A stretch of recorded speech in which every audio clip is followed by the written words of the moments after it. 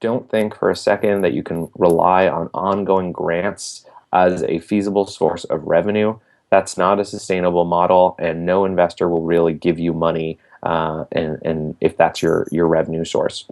So, like these loan programs, they're going to want to see that you have a plan, and that you have a clear course to generating revenue and paying operating expenses that leaves you sufficient cash to pay down financial obligations like community bonds, like loans, and the like.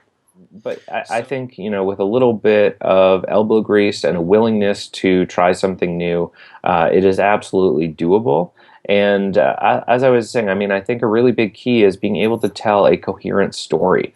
And most people, when they're looking for investment opportunities, they're not just looking for a straight, I'm going to help these people and everything is going to be great because they're not going to be homeless anymore or they're not going to be unemployed anymore. And so I think you just need to carefully think through things and have that basic understanding of how a business works. It doesn't need to be a grandiose thing that intimidates the hell out of you. It needs to make sense, and I think everybody can understand what makes sense when it comes to money in, money out. So as long as you've thought those things through and you could tell a clear, coherent story, I don't think there's anything really holding it back.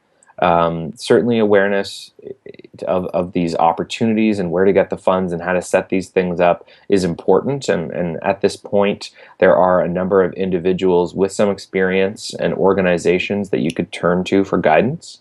But I also think that it's important to recognize the density of your area, the geographic density. So, if you're creating a plan whereby you need 10,000 investors to make it happen, but there's only 1,000 people who live in your area, it's probably going to be very difficult for you to make that happen. So just try to make it realistic based on how much money people have in your area and how many people live there. You need to know your market, whether that is a geographic market or a demographically driven market or a socially driven market, like ZooShare going for renewable energy supporters. It's not just about who lives in Toronto, but it was great that we had a project making an impact in Toronto where we could sell the story to Torontonians. And, there's a lot of people who live in the GTA, and some of them have too much money. And so it was a great, melding of opportunities. And so just be sure that you're aware of what's realistic in your area and do your homework. There's a lot of internet resources available, so you don't need to pay consultants to make all this happen, but you do need to put the time into it. everyone needs to be part of the solution in rural, and everyone has something to bring at the table: knowledge, expertise, know-how, resources, money. And we need also, like, for example, we need some initiative or some policies. Like, if I'm talking about the municipal leaders, I had many issues with many of them. I thought many of them didn't have the vision, not only my vision. They didn't have any vision about. They were managing well. They were repairing the streets. They were whatever, what is the plan of the municipal leaders, but they didn't know how to face that economic challenge or economic growth they wanted to have in their community.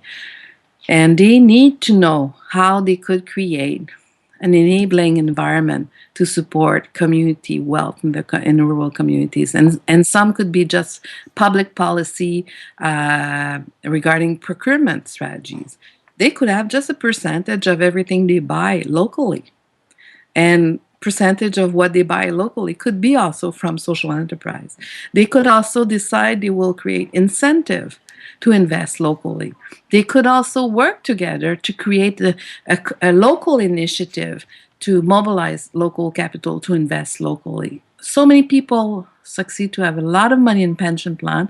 Sometimes it's small amount, sometimes it's big amount. In some rural community in the north, I heard there's a lot of people who have a lot of money in their pension plan. Do they know where that money is invested? And why not a percentage could be invested in our rural community? If we don't create those mechanisms, it will never happen. But when I talk to 2 or 3 mayors in the north saying, is there a way we can create a mechanism that local people could put money, it will be protected, interest will be reinvested in the community. Yes, there are so many ways. We can create land trust to protect some land for responsible development. We can have housing trust also to build up collective housing for making housing accessible everywhere. It's funny because every time I'm supporting, walking with a group who wanted to, they have an idea and they want to create a social enterprise in their own context. I always say, what do you think are the steps to succeed your dream? They have a common idea, a common dream, and they transform that as a collective vision. Then everyone believe in. They will invest time and energy, and it's worth it. Pa pa pa pa pa pa. And when I ask them the step, many of them say, "Oh, I need the money." Oh, yeah, that's the first step. Need the money. Oh, yeah. If I give you money today, what will you do? They don't know. They don't have a plan. So, having an idea and a vision, we need to go through all the steps to make sure we concretize that through a feasibility study and a business plan. When it's done, when we confirm the idea is more than feasible, it could be viable. When through the process we galvanize our links amongst each other and we truly believe we are building something important for us, but important in our community, money is everywhere. Every single soul in a community have money. It could be a buck, $5, $10.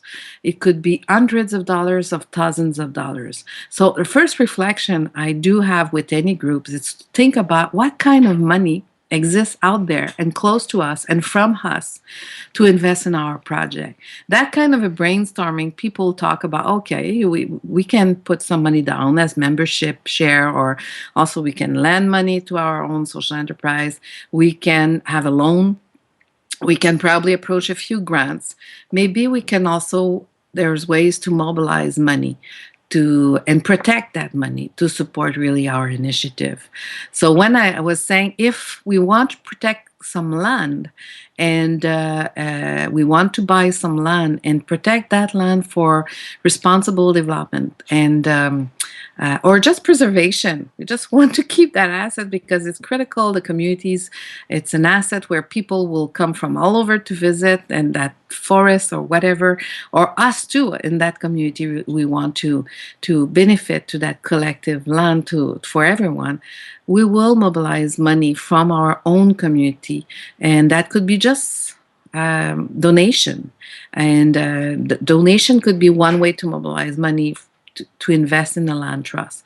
Land trust will have enough money at one point, could be from individual in our community, could be from businesses, it could be from foundation. There are many foundations out there in our Ontario, but also in Canadian and international, who are looking to preserve land throughout the world for a different reason, the climate change, they want to protect more land for addressing all those critical and global issues.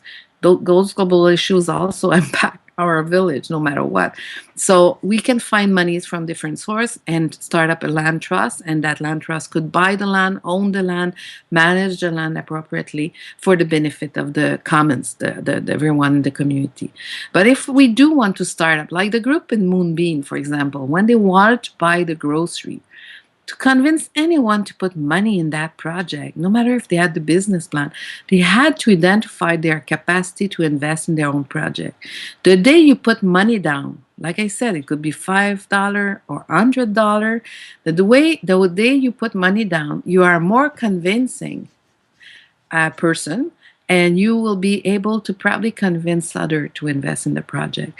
That's how so quickly people in Moonbeam, the first core group, when they invest, they became ambassador to mobilize more and more and more, and they mobilized 300 people in a very short time to mobilize a few hundred people for $300,000.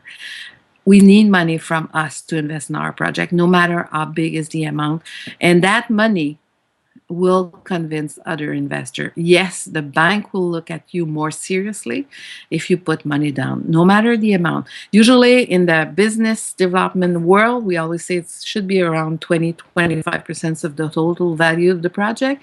That could be a leverage to mobilize other funds. There's so many other ways we could, like private business, if they decide to needing money They will invite their friends and partners to buy shares. And they will be able to, when they make money, they pay a percentage of that share, and one day probably they will buy back all the shares, and they will own their own businesses. Why not using that kind of tools in a community way? Why not using the community bond?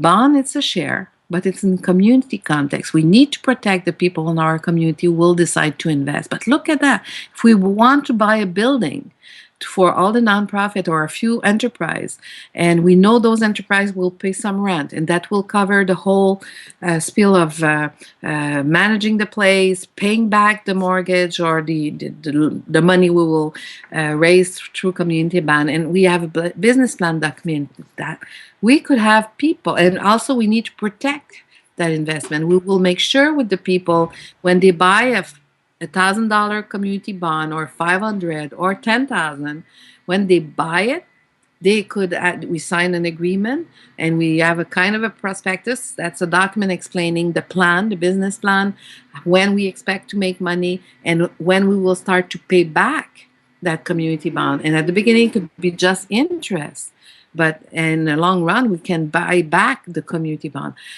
There are groups who succeed to save cultural center that way because they had an asset and they needed capital to scale it up, and they didn't know how to do that, but they have an asset to protect the investment, the community investment. So when you do have a building, it's a safe thing to issue community bond to mobilize money in your community.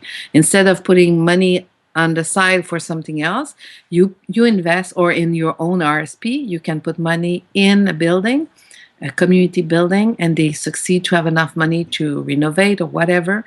It's protected. If something goes wrong and they have to sell the building, you will be repaid if, you know, if the business plan makes sense, for sure. But there are so many others, like, and that's a practice from Africa who inspired a lot of women, for example, in Ontario. And you see that for example, in Thunder Bay with Paro, they create peer lending. In other places, we call that lending circle. Why not if 5 or 10 or 15 people, they are friends, they are getting together, they could have individual project or a collective project, and they decide to get together and put a bit of money in a circle of trust, and that money, you know, after a few months, could be provided to one person to realize her or his dream, and another person or another person. When we create those kind of lending circle, we're creating a solidarity-based approach to do economic development and to support people to improve their quality of life. They are in the circle, they support each other, they have that support group, but also they could mobilize money from themselves to support initiative. We adapt that concept because in our context, to raise the level of money we needed to make things happen, what we had to do, it's sometimes it's we do, and there is a strong practice, so there is stories we can share about how it's been successful in so many contexts. When we develop a lending circle in our rural community, we can be inspired by Paro and other lending circle, but the thing is, we can also ask a funder like Trillium Foundation, or our local or regional community foundation, or also our community futures. They have loan, but they have a bit of grants also to invest, and say, you know what? Help us to scale up the money we will be able to put together. And maybe they could put $20,000 in your lending circle where you will manage collectively and will decide collectively who's ready to borrow some money. When we borrow money from the lending circle, we have to pay back. So the money stay in the community and roll in the community. And at the beginning could help 1 or 2 people or 1 or 2 social enterprise. But after that, after a few years, it could be 10, 15 social enterprise. And the fund could grow, because you can create another lending circle. We can have one for food and one for energy, and we can do that in a sectoral based approach, or we can do it as a collective in our rural community. We're creating one, and so people put money in the lending circle, we can mobilize other fund, and we decide collectively when people are ready with a good business plan where the money will go and where we will end it.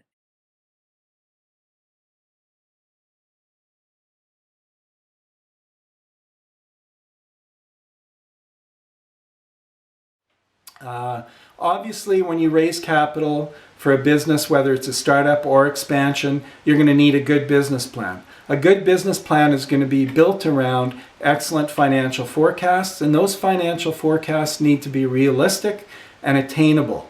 And it's a good idea to get people who are in a similar business sector to review those financial forecasts to make sure that they make sense and they do look realistic.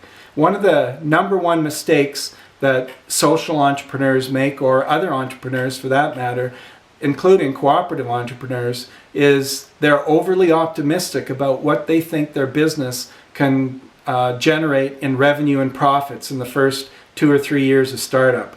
It's better to be conservative on your forecasts and control your costs rather than having to generate larger revenue sources to cover higher cost structures. So really think carefully about how can we control costs and conserve cash in the first few years of our business, our social enterprise, to ensure that we don't run out of cash and therefore go belly up as a business. So that generally is the number one reason that small business startups go out of business. They run out of cash and they can't pay their bills, and before you know it, they're bankrupt, which is, not a happy story for anybody.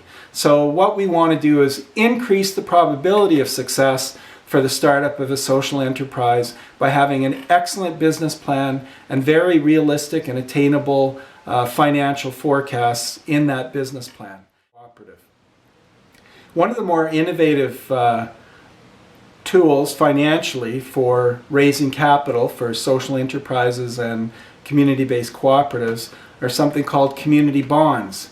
Basically, they are a loan instrument. You can set them up with different rates of interest, different terms, like a 5-year term or a 10-year term or a 15-year term or a 20-year term. You can set a fixed interest rate, a simple interest rate, a compound interest rate. It's really quite open in terms of what kind of interest rates and terms you can use on community bonds. The thing that makes it attractive to people is that they're actually investing their money in the community that they live in, that they want to maintain a particular service and ensure that that service will continue on for the next generation. We are a not-for-profit cooperative, and as a not-for-profit without share capital, we didn't have equity to sell in our organization. So we went down the route of borrowing money from many individuals. We have about 350 members in our cooperative now, and they have made a total investment of over $2.2 million, with the average being somewhere about $6,500. As you would imagine, this effort, or this requires quite a significant amount of effort, as you need to pound the pavement, get out there in the local area, and make yourself known, and have people understand what it is you're doing and the potential impact of that activity.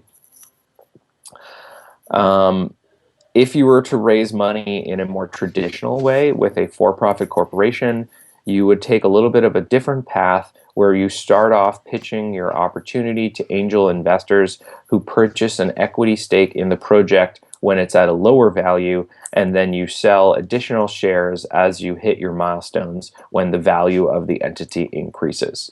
In our case, the value of our entity is based on our future project's revenues, and the servicing of the bonds is going to come from the revenues of the project itself. So talking about some financial alternatives that a social enterprise has to fund itself, I think you really need to look at the different phases of your project and where you're at and what you're trying to accomplish. ZooShare has and is still nearing the completion of our development phase, and to complete this development phase, we had one type of securities that we offered to a small group of individuals with a higher interest rate and a higher minimum investment.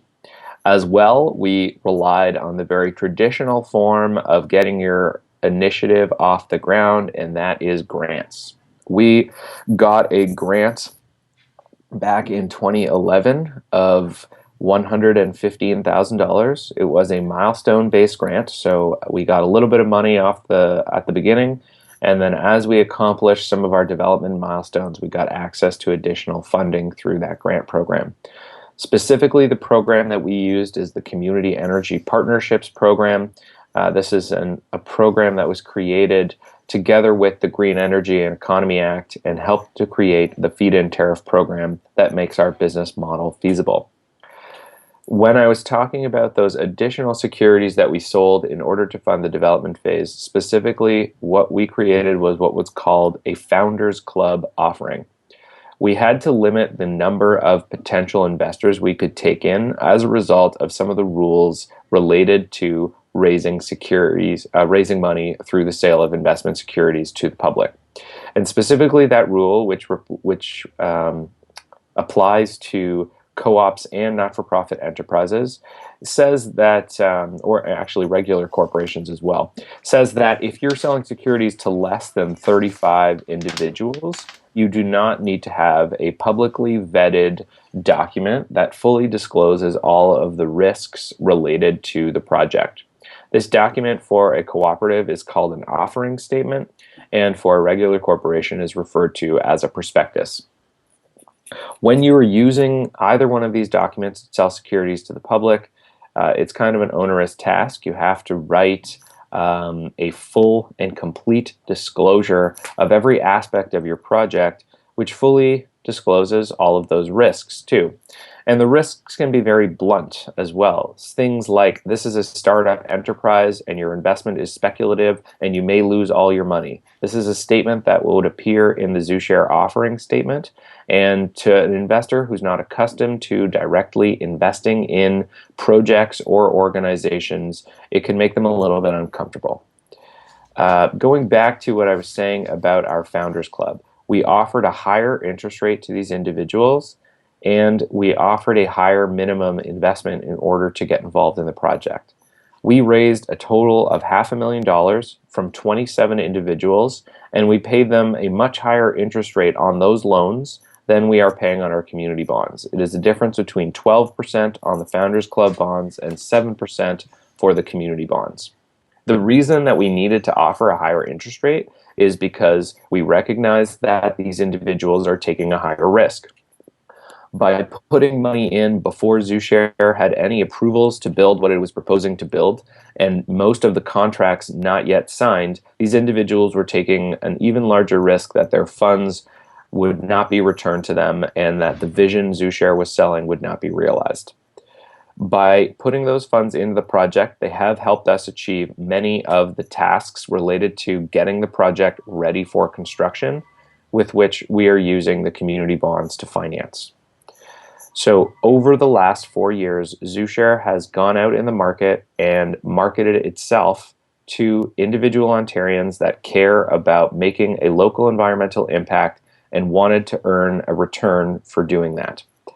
We also had to pay for conceptual engineering to design the facility, legal fees to negotiate all of our contracts, and the staff time to get us to where we are today. I would very much suggest, if you were going to be starting up a social enterprise, that you look at a version of this type of funding, but be careful what you are committing to, because ZooShare committed to these individuals that it was going to be paying interest on those Founders Club loans. The interest is accruing, so we are promising to pay all of the interest and principal at maturity, but just be conscious that as time goes by, you are increasing your total expenses as the interest adds up. You need to be sure and confident that when you get to the operational phase, you'll be generating sufficient cash to service these bonds as well as the bonds that you're selling to fund the construction. So I think in rural communities, it's particularly important to look at a cooperative as a way to succeed, say, retiring business owners. Now in Canada, this is a major opportunity because the baby boom generation, which is a post-World War II generation, I'm at the tail end of that baby boom. Basically, it was from 1947-48 to 1963-64, babies born between those years. So there's about 550,000 small and medium-sized enterprises across Canada that have owners who are retiring baby boomers. This is a huge opportunity for cooperative business succession to encourage employees in those businesses and encourage communities in which those businesses operate to take the business over, help the existing owner retire, and run the business and continue the business as a cooperative organization. An example of this is in my own community of Campbellford, Ontario, which is just southeast of Peterborough. We took over the Erin Theatre. Now, the Erin Theatre had been built as a movie theatre in 1949. It's a purpose-built building. It has a sloped concrete floor. It would be hard to turn it into some other kind of retail space or other purpose on the main street in Campbellford. And nobody here wanted to lose the theatre. So what we did is we took the movie theatre over as a cooperative. It's a not-for-profit cultural cooperative. And we sold community bonds in the Erin Theatre to finance the purchase and buy it off the existing and retiring owner. It worked out really well. We ended up raising just over $160,000 in community bonds, and the current owner took back a first and second mortgage to help the full financing. The purchase price was about $200,000. Now, since then, we've levered hundreds of volunteers and thousands of volunteer hours worth about $350,000 over the past 5 years. We've replaced the old 35 millimeter projector with a digital projector and a digital sound system. We replaced the seats in the theater. We installed an accessible washroom and barrier-free entrance doors.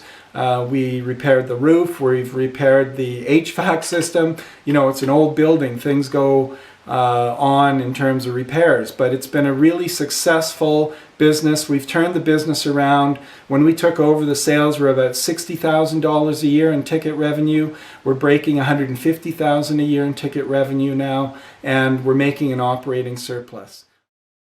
In terms of raising the capital for a social enterprise, you've seen innovative things done like the Center for Social Innovation in Toronto. They just recently ran a community bond program to raise money to buy a second building. Solar Share Cooperative, which is a renewable energy cooperative based out of Toronto, they've run a province-wide sale of shares, I guess bonds. In their case, it's a non-share, not-for-profit cooperative.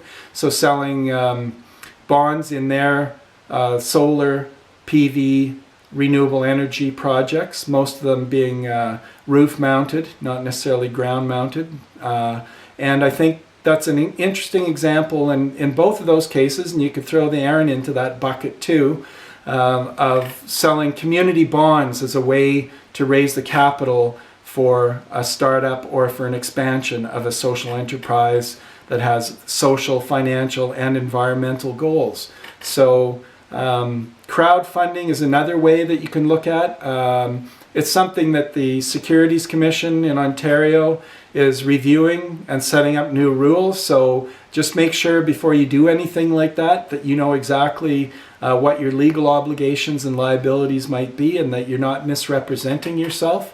If you do make a promise to provide those crowdfunding sources, those investors, with one of your early prototype products or some kind of a service that they're going to get in exchange for their investment, make sure you fulfill your promise. Otherwise, if you ever go back to the well to get capital again, obviously you're not going to be successful.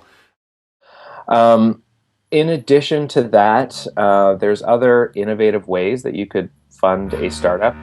As we've seen things like Kickstarter and Indiegogo grow in the market. These are people pre-selling the product that they intend to produce in the future. It is a very valuable and viable way to fund your startup.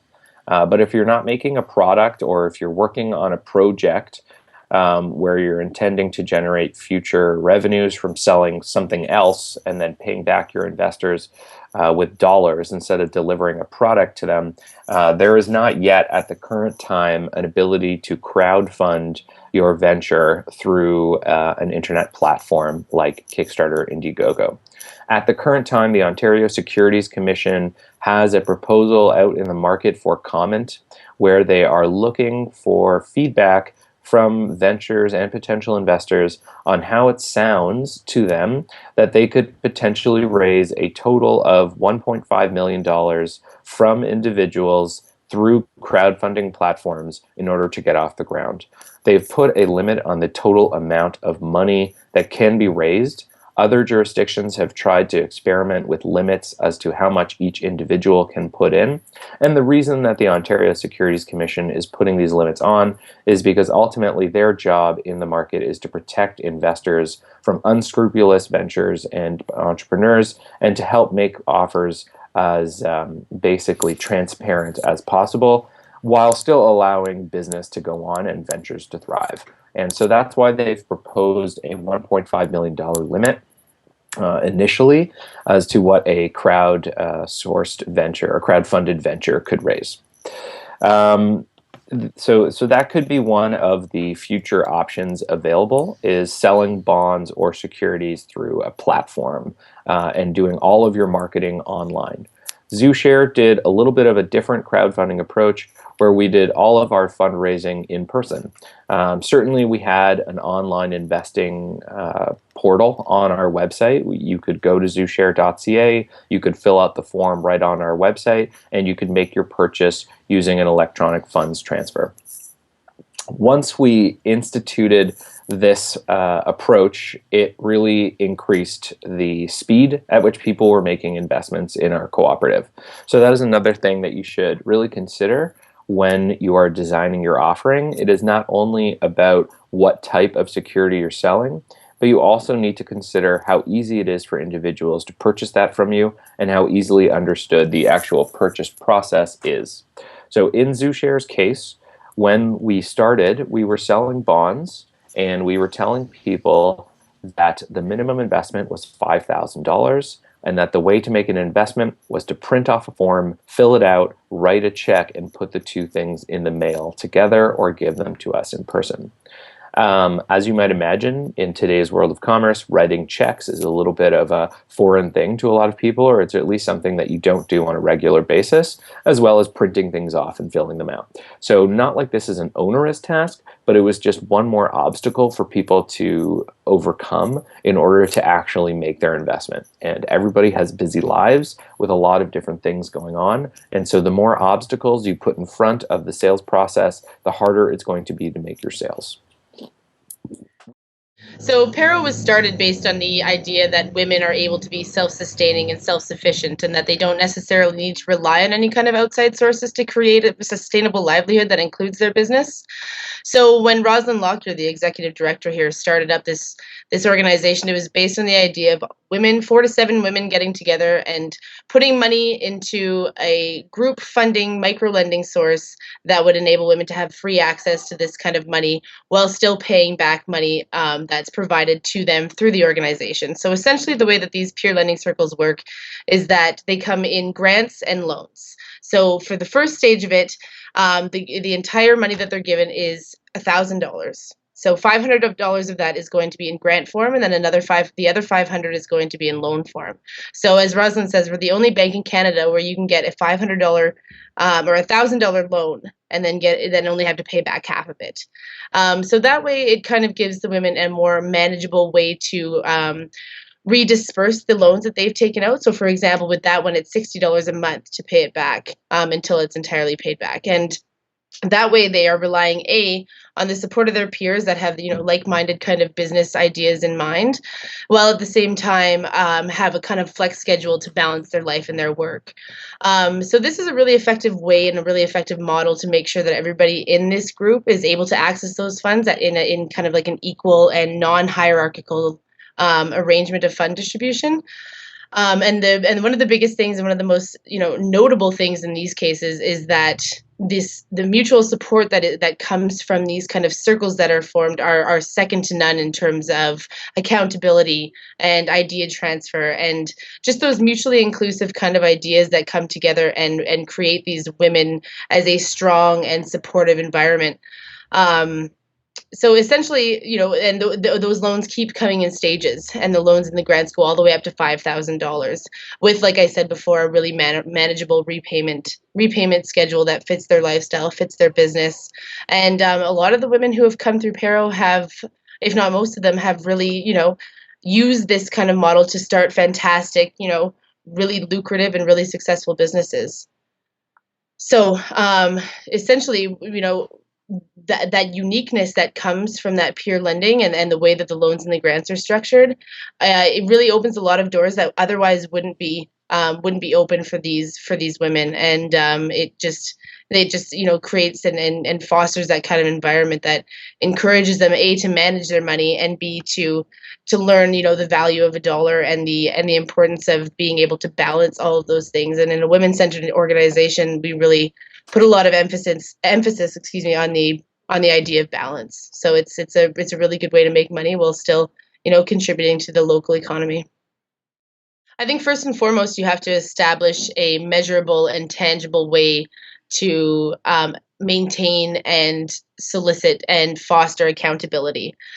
Because especially with peer-to-peer lending and peer lending circles, that accountability that is human based is something that is the bread and butter of whatever you're trying to do. And if people aren't paying back the money, then then the money won't be there. However, that being said, to find out a way to really make those people passionate about what they're doing, and that in its own self kind of generates a solid foundation of accountability. That would be one of the first most important things, because you have to make sure that everybody's feeling mutually respected and appreciated, and that each person in that peer lending circle is giving as much of themselves as the other ones are. Another thing is really, and in the social enterprise for Northern Ontario program that we're developing, it's really hammering home the idea that social good is the driving force. And so, getting people together with like minds who have a common goal it's actually pretty easy to do. The harder thing to do is hashing out the details. And so in a group like that, in peer lending, and in the microloan programs and stuff that we have at Paro, these women are insanely passionate about what they do. And I mean, that in and of it, they don't come to us otherwise. And that's that's the nice thing about these environments that are created through those ideas, is that the women who participate in them are genuinely and very much interested in making the most of the money that they're given, and really kind of striving together to create that social or environmental kind of goal, or at least soothing a problem that they've identified. So I think between the two, for accountability and passion, really, and just having kind of a dream. And that sounds a little bit cheesy, but it's absolutely true. And just kind of striving toward those goals, and willing to take those challenges and willing to take those risks, is really what sets the really successful businesses apart from the ones that aren't as successful. Cake's business is alternative financial tools, and although we are loans, it's really the way that we approach the loan and structure the loan that we think is the alternative. And the reason alternatives are needed for social enterprise is that they are, by and large, startups, and they have a lot of the things that startups sort of suffer from. But what Cake has always wanted to do was to make sure that we could, to the extent possible, mitigate those startup issues. It really speaks to the heart of social enterprise, because people are looking for positive social and environmental outcomes.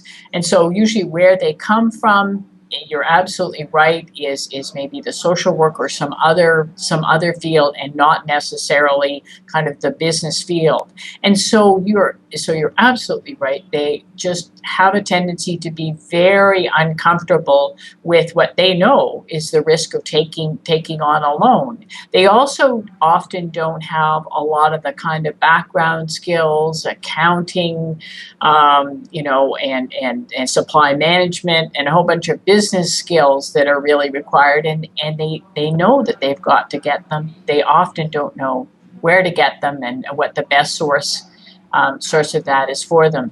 Actually, interestingly enough, Cake now has a sister foundation called the Canadian Alternative Investment Foundation, and this foundation actually gives grants out. We have two granting rounds a year to help organizations get that capacity that they need to properly manage loans, knowing full well what the risks are.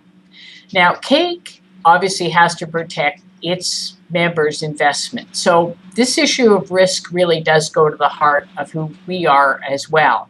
But on the other hand, we don't want to kind of have a cookie cutter approach, and we don't want to have kind of conventional approaches to looking at risk. So we like to look beyond, if you will, the kind of conventional assets ratios, and not to say that those aren't important, but we want to go beyond them. So, for example, yes, we will lend up to $50,000 to a social enterprise, but we like to match that risk with someone else. So we would ask that the enterprise either find other investors or perhaps from their own resources that they find matching funds to what CAIC puts in. We also like to structure the loan in such a way that we understand the risk is up front. So perhaps we'll do something like give a year of interest only, and then we go into the paying off of the loan. We'll also structure the loan so that the payoff may vary over the life of the startup of a project. So the beauty of CAIC and its 30-year history and its long-term commitment from its members is that we're able to tailor each loan to the exact circumstances of the social enterprise. We think that helps mitigate risk. And also, we'll look for maybe some unconventional assets to back it. You know, sometimes we'll ask for a partial guarantee. We'll accept maybe the fixed assets, etc. So as I say, we like to mitigate our risk, but on the other hand, I think we take a more generous approach to, you know, what kind of security and working with groups to make these things happen. A lot of organizations need grants right at the beginning, first of all, to test the waters. And sometimes it just doesn't go anywhere beyond that. There is a recognition because they have had a grant to seriously look at a project that it really isn't going to be viable, or it's not going to be viable in a way that works for the organization. So that's where I really see the role of grants. I see them really kind of in the feasibility and the seed, very, very early seed money. Then I guess when you get to the kind of the next stage, if you will, when the project's starting up, that's when the grant question gets a little trickier. If you have a grant, is there the same impetus to really put your all into a social enterprise to get it going? Is the same kind of skin in the game, if you will, versus, let's say, borrowing money, in which case, obviously, the drive to be successful is more there. I'm not sure that's true in all cases, but I do think that sometimes that can be an issue. I mean, the reality is social enterprise is enterprise. And as we all know, the level of failures in startups is quite high, and that it's not easy. And even the best laid plans can have side winds and tailwinds and front winds that cause them not to be successful. Actually, CAIC's payback rate is really, really high. It's well over 90%, probably over 95%. I'd say in part it's because we do a very, very diligent process at the beginning, and quite frankly, not everything does get funded.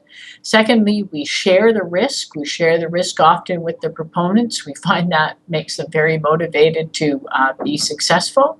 And then sometimes we do have to rearrange things in the loan too, because things didn't go exactly as planned.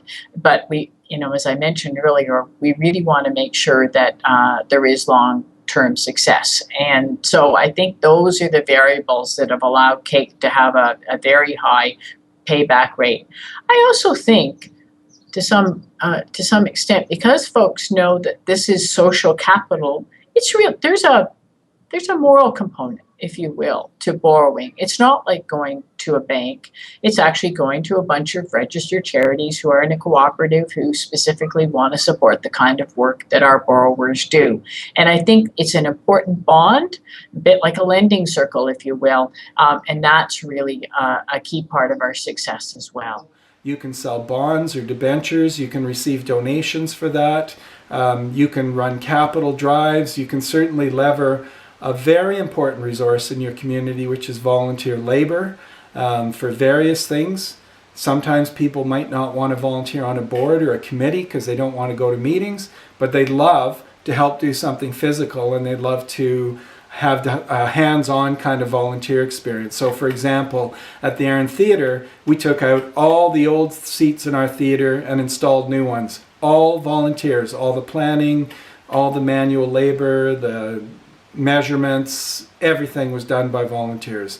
Very successful project. We saved thousands and thousands of dollars. So don't underestimate the value of volunteering in your social enterprise in terms of a way to actually raise capital.